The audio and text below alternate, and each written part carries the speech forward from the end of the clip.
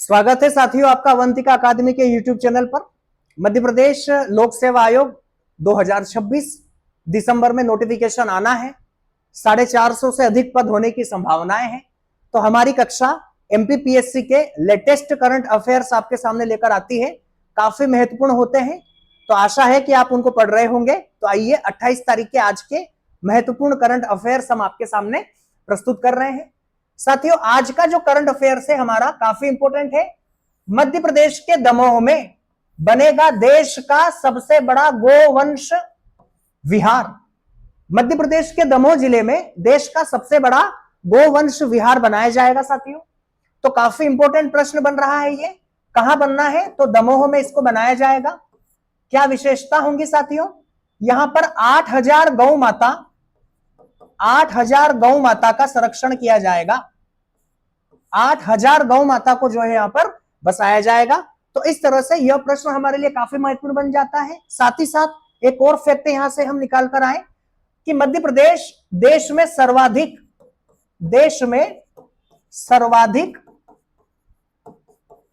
गौशाला वाला राज्य भी है। हमारा मध्य प्रदेश देश में सबसे अधिक गौशाला वाली प्रदेश के रूप में भी जाना जाता है। तो मध्य प्रदेश के संदर्भ में यह फैक्ट आज का काफी इंपॉर्टेंट है। अगले प्रश्न पर हम आए। बांधवगढ़ में गज रक्षक ऐप से हाथियों की निगरानी की जाएगी। साथियों, हमने आपको 2 दिन पहले बताया था कि मध्य प्रदेश में हाथी महोत्सव मनाया जा रहा है बांधवगढ़ में। उसी का परिणाम है कि मध्य प्रदेश में हाथियों की रक्षा के लिए गज रक्षक ऐप बनाया जाएगा। गज रक्षक ऐप जो है वह बनाया गया है और यह क्या करेगा? तो साथियों, यह हाथियों की रक्षा करेगा। यह गज की रक्षा करने का कार्य करेगा। बांधवगढ़ राष्ट्रीय उद्यान के कर्मचारियों को, वहां के सुरक्षा कर्मियों को जहां भी गज या हाथी नजर आएंगे वह तुरंत इस ऐप के माध्यम से इसकी जानकारी उपलब्ध करवाएंगे ताकि हाथियों को बचाया जा सके। तो याद रखना है आपको कि गज रक्षक ऐप जो है वह बांधवगढ़ राष्ट्रीय उद्यान के द्वारा चलाया गया है। तीसरा आज का हमारा महत्वपूर्ण करंट अफेयर्स है बेगा, सहरिया और भारिया। साथियों, भारत में विशेष रूप से भारत सरकार ने 75, ये भारत सरकार के संदर्भ में आंकड़ा है। भारत सरकार ने 75 जनजातियों को विशेष पिछड़ी जनजाति में शामिल किया है। विशेष पिछड़ी जनजाति में, उसी में मध्य प्रदेश की भी 3 जनजातियां आती है साथियों। ये जनजातियां हैं बेगा, दूसरी है सहरिया और तीसरी है साथियों भारिया। मध्य प्रदेश सरकार ने बेगा, सहरिया और भारिया जनजाति के लिए एक नया प्रस्ताव रखा है, नई योजना लेकर आई है। इसमें यह निर्णय लिया गया कि बेगा, सहरिया और भारिया जनजाति के युवा तृतीय और चतुर्थ श्रेणी की जो परीक्षाएं होंगी उनमें सीधे जो है वह भर्ती किए जाएंगे। केवल उनको उनकी योग्यता जो है वह दिखानी होगी, यानी कि जो योग्यता मांगी गई है उस योग्यता का वो पालन करें और उसके पश्चात उनको सीधा जो है वह परीक्षा के बगैर ही भर्ती कर लिया जाएगा। तो तृतीय और चतुर्थ श्रेणी में यह नियम लागू होगा। तृतीय और चतुर्थ श्रेणी में जो भर्तियां होंगी वहां सीधी भर्ती जो है वह बेगा, सहरिया और भारिया के जनजातीय समाज के लिए की जाएंगी। बेगा साथियों जो है वह बेगाचक क्षेत्र में निवास करती है। बेगाचक क्षेत्र में बेगा जनजाति निवास करती है। डिंडोरी का जो क्षेत्र है वह बेगा का गढ़ कहा जाता है। दूसरी जो है वह सहरिया है साथियों। सहरिया हमारी ग्वालियर में विशेष रूप से ग्वालियर में और उसके आसपास का जो श्योपुर का जो क्षेत्र है, ग्वालियर, श्योपुर, यहां पर सहरिया जनजाति निवास करती है। सहरिया नाम जो पड़ा है वह पूर्वजों को सहरिया इसलिए कहा गया क्योंकि ऐसा कहा जाता है कि इनके जो पूर्वज है वो शेर के साथ रहते थे, तो इस तरह से सहरिया नाम पड़ा है इनका। भारिया साथियों, भारिया जो है वह पातालकोट में निवास करती है। पातालकोट छिंदवाड़ा जिले में आता है। पातालकोट जड़ी बूटियों का संग्रहण करने वाली जनजाति है। तो ये तीनों ही जनजातियां विशेष रूप से पिछड़ी जनजातियां हैं। किसी भी जनजाति को विशेष रूप से पिछड़ी जनजाति कैसे कहा जाएगा? तो साथियों उसके लिए कुछ मानक तय किए गए हैं कि वह सांस्कृतिक रूप से समाज की मुख्य धारा से बहुत दूर हो, शैक्षणिक दृष्टि से पिछड़ापन हो, आर्थिक दृष्टि से पिछड़ापन हो, सामाजिक दृष्टि से पिछड़ापन हो, सरकार के समस्त योजनाओं से वह अधिकांशतः वंचित रही हो, उनका भौगोलिक और सांस्कृतिक दृष्टि से समाज के अन्य लोगों से अलगाव हो, तो ऐसी जनजातियों को विशेष पिछड़ी कहा जाता है। तो राज्य सरकार ने इनके कल्याण के लिए यह निर्णय लिया है। अगले प्रश्न पर हम आए साथियों। अब हमारे जो प्रश्न है वह गेम चेंजर प्रश्न है। ये प्रश्न वो होंगे जो आपकी परीक्षा के लिए काफी महत्वपूर्ण होंगे और हम आपके लिए सदैव ऐसे प्रश्न लेकर आते हैं। मध्य प्रदेश में विधायक निधि 5 करोड़ रुपए प्रति वर्ष कर दी गई है। साथियों मध्य प्रदेश सरकार ने विधायक निधि को बढ़ाकर 5 करोड़ किया है, यानी कि मध्य प्रदेश के प्रत्येक विधायक को अब जो है वह प्रति वर्ष 5 करोड़ रुपए प्रदान किए जाएंगे। विधायक अपनी इस विधायक नीति से अपने क्षेत्र में विकास कर सकते हैं। प्रत्येक वर्ष यह प्रदान किया जाएगा। तो विधायक निधि 5 करोड़ हो चुकी है। अगला प्रश्न हमारा है साथियों, मध्य प्रदेश में अफ्रीकन रोबिन्सन हेलीकॉप्टर की मदद से काले हिरण को संरक्षित किया जाएगा। साथियों मध्य प्रदेश में जो हमारा शाजापुर वाला क्षेत्र है, मध्य प्रदेश का शाजापुर क्षेत्र, यहां पर बड़ी संख्या में काले हिरण जो है वह निवास करते हैं, ब्लैक बग जिन्हें कहा जाता है। तो शाजापुर में काले हिरण जो है उनको इस हेलीकॉप्टर की मदद से, रोबिन्सन हेलीकॉप्टर है यह, अफ्रीका से लाया गया है, अफ्रीकन हेलीकॉप्टर होगा यह। तो इस अफ्रीकन रोबिन्सन हेलीकॉप्टर की मदद से शाजापुर से काले हिरणों को जो है वह पकड़ा जाएगा और प्रदेश के अन्य अभ्यारण्य में जो है वह इनको भेजा जाएगा ताकि इनको संरक्षित किया जा सके। तो प्रश्न एमपीपीएससी में पूछा जा सकता है कि मध्य प्रदेश के किस क्षेत्र में काले हिरण को संरक्षित करने के लिए रोबिन्सन हेलीकॉप्टर जो है वह मंगाए गए हैं। तो शाजापुर क्षेत्र का जो है वह हमें आंसर लगाना चाहिए। या कौन सा हेलीकॉप्टर है? तो रोबिन्सन हेलीकॉप्टर है। कहां से मंगाया गया है? अफ्रीकन से मंगाया गया है। कहां भेजे जाएंगे? प्रदेश के अन्य अभ्यारण्य में इनको जो है वह स्थानांतरित किया जाएगा। अगले प्रश्न पर हम आए साथियों, देश का पहला गो मैटरनिटी वार्ड हरदा में खोला जाएगा। साथियों मध्य प्रदेश सरकार दुग्ध उत्पादन को बढ़ावा देने के लिए काफी प्रयास कर रही है। मध्य प्रदेश में दूध के उत्पादन को इस वर्ष 20% बढ़ाने का लक्ष्य रखा है। मध्य प्रदेश देश का चौथा सबसे बड़ा दूध उत्पादक राज्य है, यह हमें याद रखना चाहिए। पहले नंबर पर यूपी आता है, दूसरे नंबर पर जो है वह राजस्थान आता है। मध्य प्रदेश का चौथा स्थान है दूध के उत्पादन में। तो मध्य प्रदेश का दूध उत्पादन जो है वह देश में चौथे नंबर पर है। इसे और बढ़ाने के लिए मध्य प्रदेश सरकार देश का पहला गो मैटरनिटी वार्ड हरदा में खोलेगी। अब ये क्या होगा साथियों? यह वार्ड ऐसा होगा जहां पर महिलाओं को, जिस तरह से गर्भवती महिलाओं को जब वह गर्भवती होती है तो उन्हें वार्ड में रखा जाता है, उसी तरह से गौ माता को भी रखा जाएगा। ये मानवता के नाते और पशुओं के प्रति दया की भावना के भाव से, पशु के प्रति दया, मानवता और साथ ही साथ दुग्ध उत्पादन, तीनों की ओर जो है वह कार्य करता है।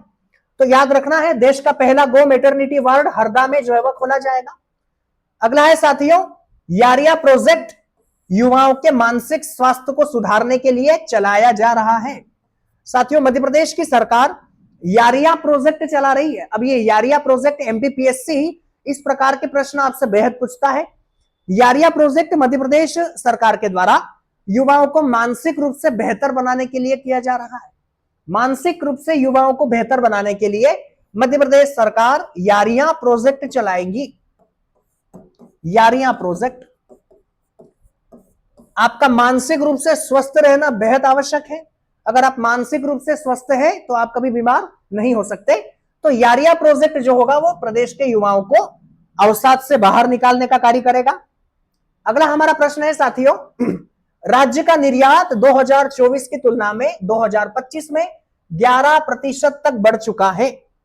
साथियों मध्य प्रदेश सरकार ने ही यह आंकड़ा दिया है। मध्य प्रदेश सरकार का 2024 की तुलना में 2025 में जो निर्यात है हमारा, यह निर्यात बढ़कर 11% बढ़ गया है और इस तरह से हम प्रदेश में राष्ट्रीय स्तर पर अब जो है वह 11वें स्थान पर आ चुके हैं। 11वें स्थान पर हमारा प्रदेश का राष्ट्रीय स्तर पर जो है वह निर्यात है, यानी कि देश में सभी राज्यों में, केंद्र शासित प्रदेशों में हम टॉप 11 में आते हैं। जो हमारे प्रदेश के सामान अन्य राज्यों में या अन्य देशों में जो है वह निर्यात किए जा रहे हैं, तो उसमें हमारा 11वां नंबर है। तो प्रश्न पूछा जाए आपसे कि राज्य का निर्यात 2024 की तुलना में 25 में कितना बढ़ा है, तो 11% बढ़ा है। यह गेम चेंजर प्रश्न है साथियों, जो आपसे एमपीपीएससी या अन्य परीक्षाओं में विशेष रूप से पूछे ही जाएंगे, तो आपको इन्हें अवश्य पढ़ना चाहिए। अगला हमारा करंट अफेयर्स है, आईआईटी इंदौर ने एरो विजन तैयार किया है साथियों। आईआईटी इंदौर के द्वारा साथियों एरो विजन तैयार किया गया है। हमने कल 2 आईआईटीज के बारे में पढ़ा है। आईआईटी खड़गपुर के साथ मध्य प्रदेश सरकार ने एक समझौता किया है और वह मध्य प्रदेश में हैप्पीनेस को मूल्यांकन करने का कार्य करेगी कि मध्य प्रदेश में हैप्पीनेस या आनंद को कैसे बढ़ाया जाए, या मध्य प्रदेश में दुख का कारण क्या है। तो आईआईटी खड़गपुर जो है वह इसका निराकरण करने में मध्य प्रदेश का सहयोग करेगी। वहीं साथ ही मध्य प्रदेश आईआईटी खड़गपुर के साथ सड़क दुर्घटना में जो लोग मारे जा रहे हैं उनकी संख्या को कम करने का भी प्रयास करेगा। तो ठीक वैसे ही आज आईआईटी इंदौर का प्रश्न लेकर आए हैं आपके लिए। आईआईटी इंदौर ने एरो विजन तैयार किया है। अब ये क्या है साथियों, ये वायु की गुणवत्ता तय करेगा। वायु गुणवत्ता, वायु की क्वालिटी जो है वह 6 दिन पहले ही निर्धारित करेगा कि वायु जो है वह कैसी है, वायु की क्वालिटी कैसी है। तो आईआईटी इंदौर के द्वारा जो बनाया गया है उपकरण, इसे एरो विजन कहा है, हमें याद रखना चाहिए। मध्य प्रदेश के रायसेन में ब्रह्मा परियोजना के तहत रेल कोच बनाया जाएगा। साथियों ये काफी महत्वपूर्ण करंट अफेयर्स है हमारा, जो पूछा जा सकता है। मध्य प्रदेश के रायसेन जिले में ब्रह्मा परियोजना के तहत 1500 करोड़ की लागत, 1800 करोड़ की लागत से जो है वह रेल कोच बनाया जाएगा।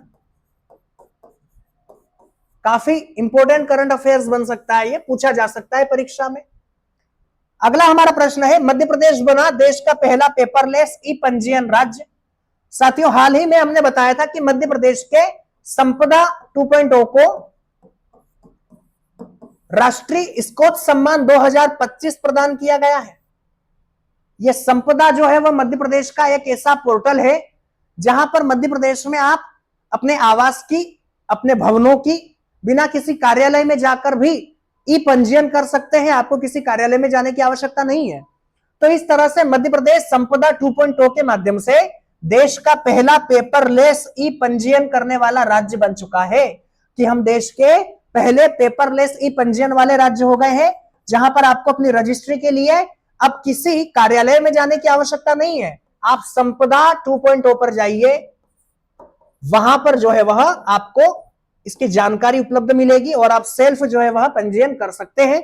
अगले प्रश्न पर हम आए साथियों, गेम चेंजर प्रश्न में। मध्य प्रदेश बना देश का पहला ई पंजीयन राज्य, यह हमारा हो चुका है।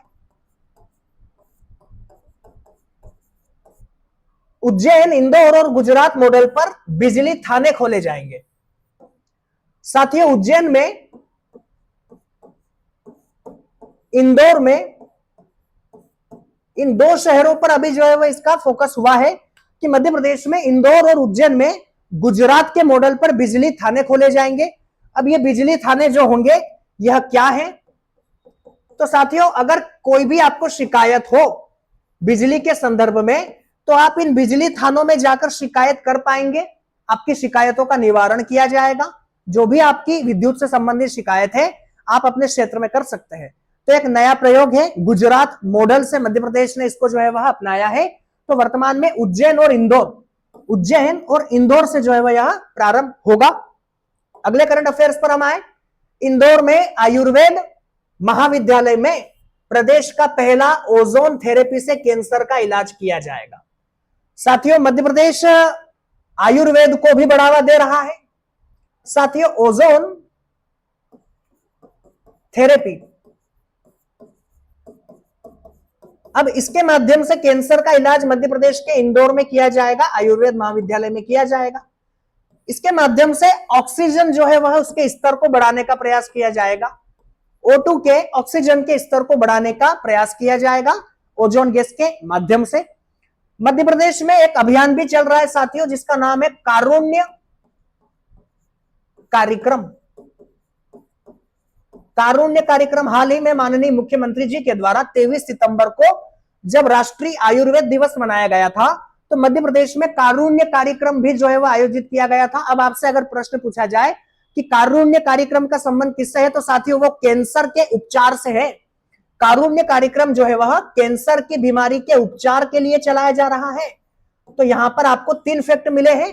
कारुण्य कार्यक्रम का संबंध कैंसर से है, मध्य प्रदेश के इंदौर में आयुर्वेदिक महाविद्यालय में ओजोन थेरेपी की जाएगी, पहली बार की जाएगी, और यहां जो है वो ऑक्सीजन के स्तर को बढ़ाकर जो है वो कैंसर का उपचार करने का प्रयास होगा।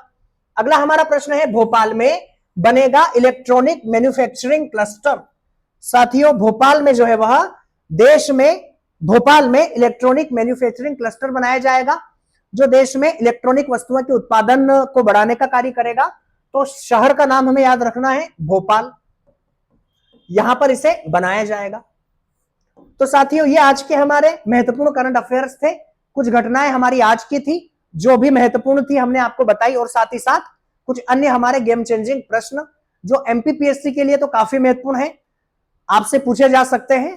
तो आशा है कि आज की क्लास अच्छी रही होगी। कल मिलते हैं बेहतर करंट अफेयर्स के साथ। तो आज की क्लास को यही समाप्त करते हैं। धन्यवाद।